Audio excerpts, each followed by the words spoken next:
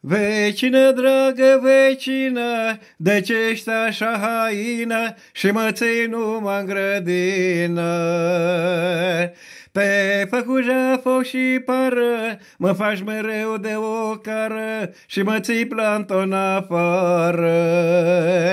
De ce ești așa bățoasă, doar bărbatul nu e acasă, lasă-mă să intru în casă.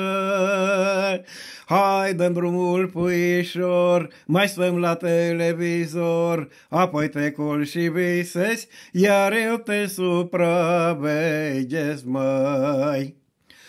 Măi, culiță, Doamne sfinte, măi, melinte, fii cu minte, că de nu te învățe o minte.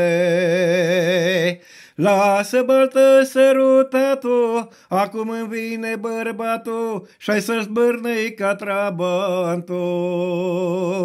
Măi, vecine, vecinică, eu pot să dorm singurică, fiindcă mie nu mi-e frică. La ce bun să te primesc, de ce să mă necăjesc? Las că știu eu foarte bine, vii și spură-i lângă mine.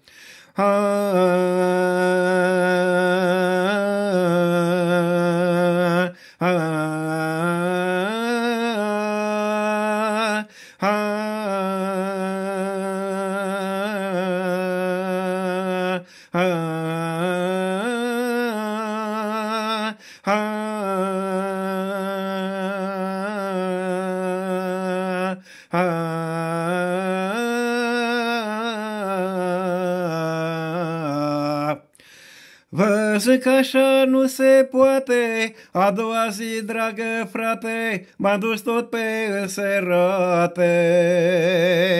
N-am mers cu mâinile goale, luai vin, luai sifoane și o pungă de bomboane.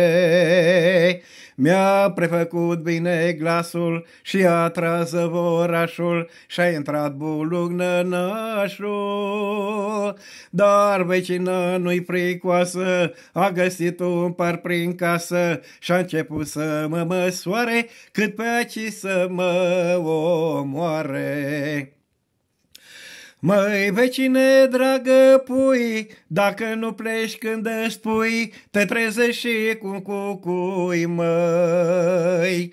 Pierdu-și vin, pierdu sifoane, pierdu-și punga cu bomboane și banii din buzunare. Vai de-ale tale păcate, ai 5 coaste vătămate și cu stângul calci în rate. Vecină, dragă vecină, cum mă bătuși fără milă, nu mă las eu doar cu atât, când te prind te strâng de gând, măi.